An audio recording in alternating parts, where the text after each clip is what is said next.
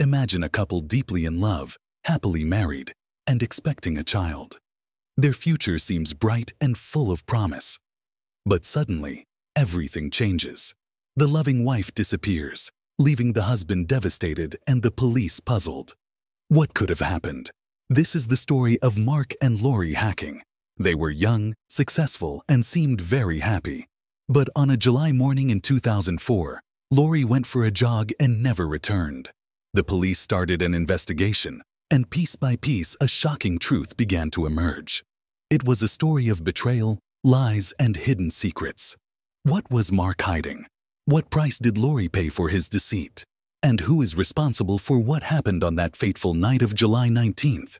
Join us as we delve into one of the most dramatic and mysterious criminal cases of our time, the disappearance of Lori Hacking. Stay with us to uncover the truth. Mark Hacking was born on April 24, 1976, in Orem, Utah, USA. He was the fifth child in a religious Mormon family of Doug and Janet Hacking, who had 7 children, 4 sons and 3 daughters. The family belonged to the Church of Jesus Christ of Latter-day Saints, which played an important role in their lives. Mark's father was a respected pediatrician, providing the family with high social status and material well-being. All of the Hacking children were gifted and successful, each in their own field. Mark grew up as an active boy with red hair and freckles and was very sociable. However, from childhood, he had a tendency to lie for attention or to avoid problems.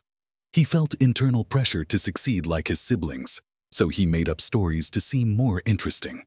At age 19, as is customary for young Mormon men, Mark went on a missionary journey.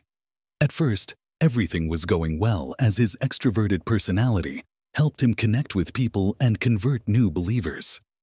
But later, Mark began to lead a double life, preaching during the day and secretly hanging out with friends in the evening, violating church rules. When the leadership found out, he was sent home early.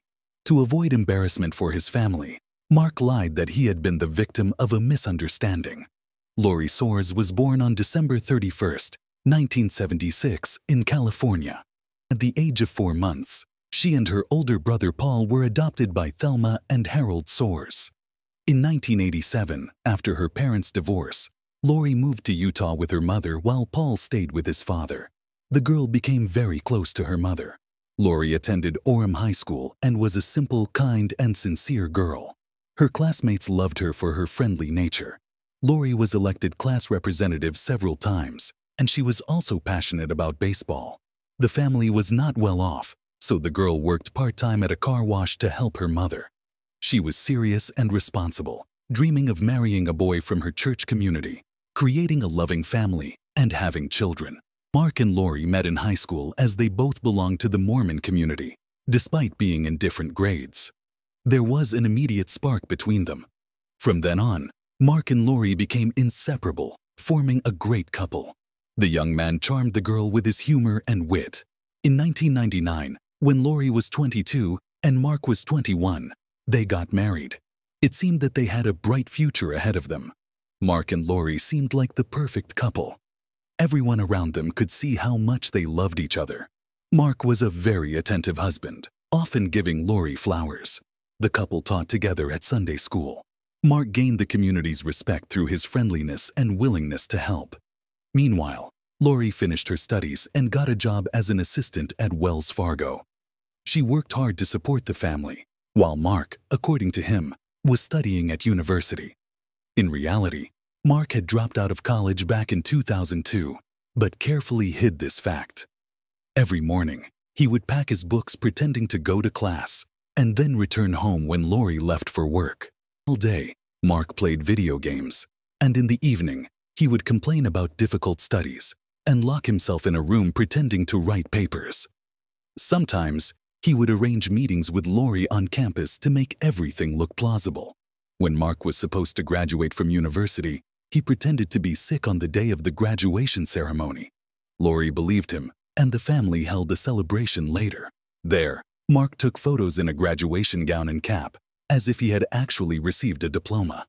Later, he began to supposedly travel to various states for interviews at medical universities. These trips were paid for by Lori, as she was the one earning most of the money. She believed in her husband's dream and supported him. In 2004, Mark announced that he had been accepted to the University of North Carolina at Chapel Hill School of Medicine in the oncology department. The couple began preparing for the move, as Mark was supposedly going to study there, continuing his father's work.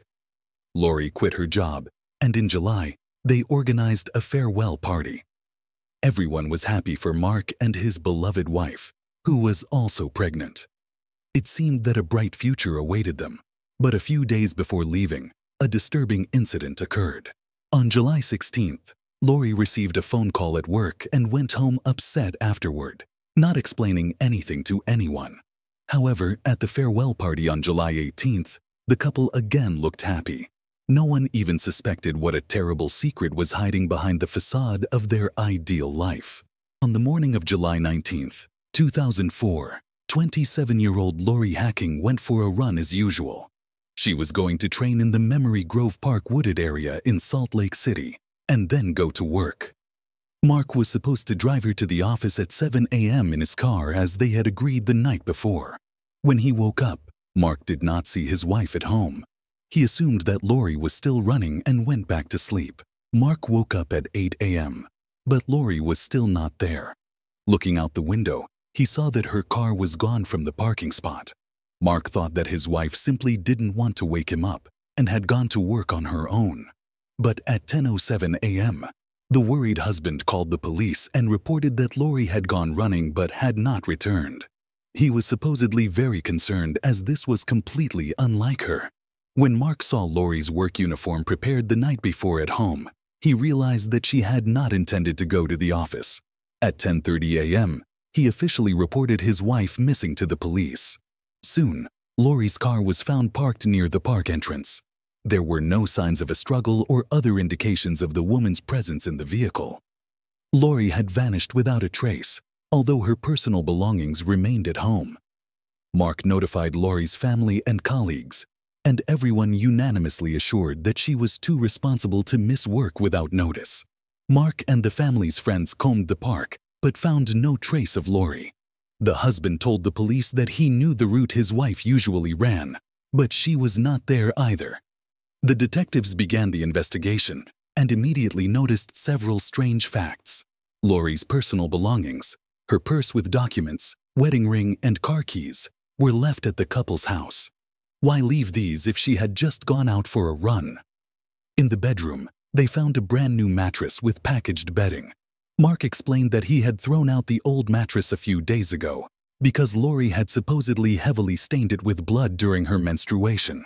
When asked where they had slept for those few days, the husband replied that they simply slept on the mattress box without the mattress itself. On the nightstand next to the bed, a hunting knife with blood was found. According to Mark, it was the knife he had used the day before, which is why traces remained on it. The police found out that it was on the very morning of July 19th at 10:23 a.m. that Mark bought a new mattress. The receipt was in his car. Why buy a mattress just minutes after his wife's disappearance? Another strange fact.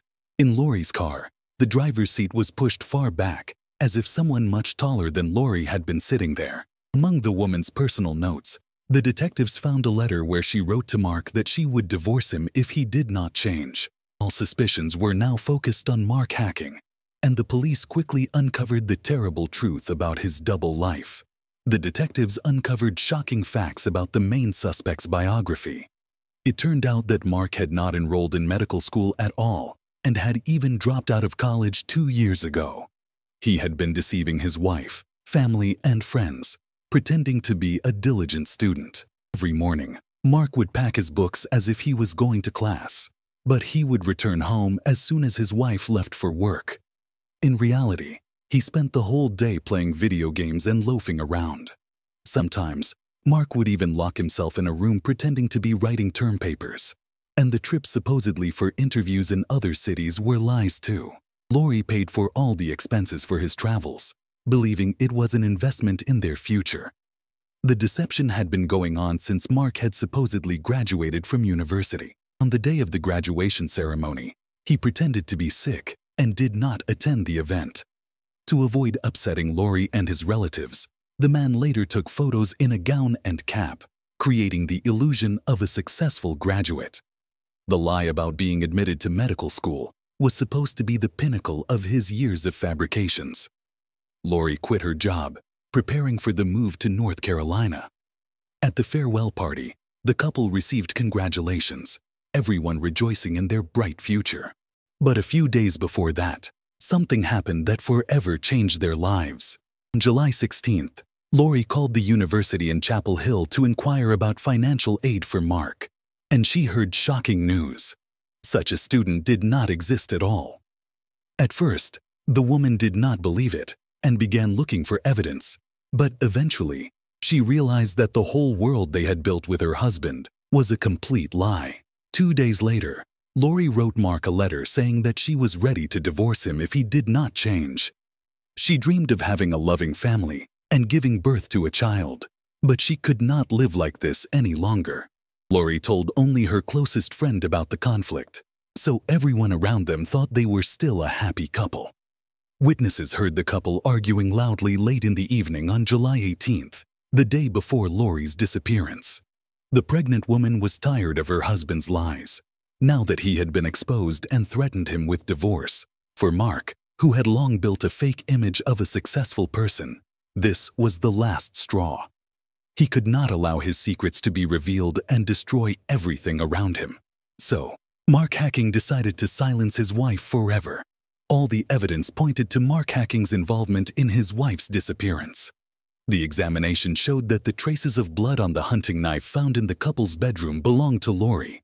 Forensic experts also found blood in the interior of Mark's car and in a dumpster near the Hacking's house. The police found a bloody mattress with a cut-off piece, but the investigation lacked direct evidence to charge Mark with murder. Lori's body was still missing at that time.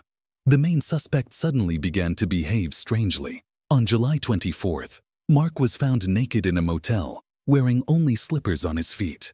He seemed to have gone mad, so he was sent to a psychiatric hospital. But experts concluded that Mark was pretending to be insane in order to avoid responsibility. Then 2 of his brothers came to the hospital. They persuaded Mark to confess what had really happened to Lori, and the suspect told them about his life full of lies. For over 2 years, Mark had been deceiving his family by pretending he was studying at university, although he had long since dropped out. He admitted that he had shot Lori on the night of July 19th while she was sleeping in their bed, 5 weeks pregnant. All this was so that his wife would not expose his lies. Mark said that he had thrown Lori's body and the bloody mattress, cut with a knife, into different dumpsters. In the morning, he drove her car to the park and staged a disappearance scene. The brothers passed this chilling information on to the police, and on August 2, 2004, Mark Hacking was arrested on suspicion of murder. But there was still no body, so the detectives put all their efforts into finding it. Police officers with dogs searched the city landfill, where waste was taken from the dumpsters Mark used to dispose of the evidence. At the huge site, which contained over 4,000 tons of solid waste, finding anything seemed impossible. But on October 1, 2004, 2 months after Mark's confession, one of the detectives stumbled upon a clump of hair resembling Lori's. Upon closer inspection, it became clear that these were human remains, albeit severely damaged. Only through dental analysis were forensic experts able to establish that this was Lori Hacking's body. Unfortunately, the exact cause of death could not be determined due to the condition of the remains. However, the police's suspicions were confirmed. Mark had killed his pregnant wife to protect his fabricated life full of lies. Mark's confession and the discovery of Lori's body were proof of his guilt, but unexpectedly, the defendant refused to plead guilty to murdering his wife. Perhaps the fear of life imprisonment made him try to avoid punishment. Lori's parents begged Mark to plead guilty so as not to drag out the trial. Eventually, he agreed to a deal with the prosecution. Mark explained that other people, including co-workers and friends, had called the police when he went to Memory Grove, and they arrived on the scene. On April 15, 2005, Mark Hacking pleaded guilty to murdering Lori and concealing her body. He was sentenced to life in prison with the possibility of parole after at least 6 years. Yes, you read that correctly. Only 6 years for the brutal murder of his pregnant wife. This was the maximum term allowed by Utah law at the time. However, the parole board stated that given the horrific circumstances of the crime, Mark would spend at least 30 years in prison. He will only be able to apply for early release in 2035. Lori's family removed the hacking surname from her tombstone, refusing any association with the killer. On June 6, 2005, Mark's father made public a letter from his son, in which he expressed deep remorse. The life of 27-year-old Lori Hacking was tragically cut short on the night of July 19, 2004. She was killed by her own husband, Mark, who had been deceiving everyone around him for years. He could not come to terms with the fact that his wife had found out about his lies and was going to divorce him. Because of his inability to accept reality, Mark took the life of his beloved wife and unborn child. This tragedy was a terrible blow to Lori's family. Relatives are trying to preserve Lori's bright memory, for which a scholarship in her name was established at the University of Utah. It is awarded to girls from difficult life circumstances who strive to get an education despite adversity. Currently, Mark Hacking is serving his sentence in a Utah state prison. In 2005, he wrote, "Indeed, the story of Mark Hacking proves this bitter truth. His inability to accept the truth about his own failures and his fear of being overshadowed by his more successful siblings led to a life filled with deceit. When everything was exposed, Mark could not come to terms with it. His selfishness and criminal choice cost Lori and their unborn child their lives. This tragedy destroyed not only the life of his wife, but also Mark's own future. Thus, Mark Hacking's crime has become a terrible example of what a life built on complete lies can lead to.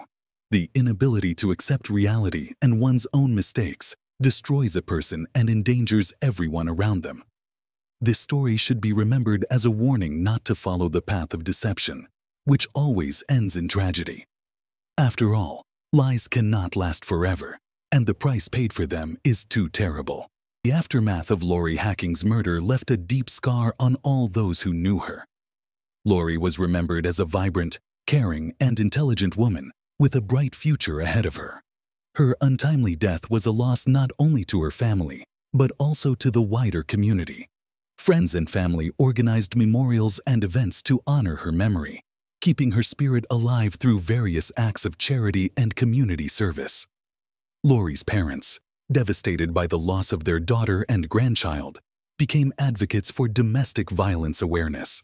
They used their tragic experience to educate others about the signs of deception and the importance of trust and honesty in relationships. Their advocacy work aimed to prevent similar tragedies from occurring, hoping that Lori's story would serve as a cautionary tale. The scholarship in Lori's name at the University of Utah stands as a testament to her enduring legacy. It provides financial assistance to young women facing challenging circumstances, encouraging them to pursue their educational goals despite adversity. This scholarship has helped numerous students over the years, ensuring that Lori's passion for learning and helping others continues to inspire future generations. Mark Hacking's incarceration also became a point of reflection for the criminal justice system in Utah. The case highlighted the complexities of sentencing in murder cases, especially when plea deals are involved.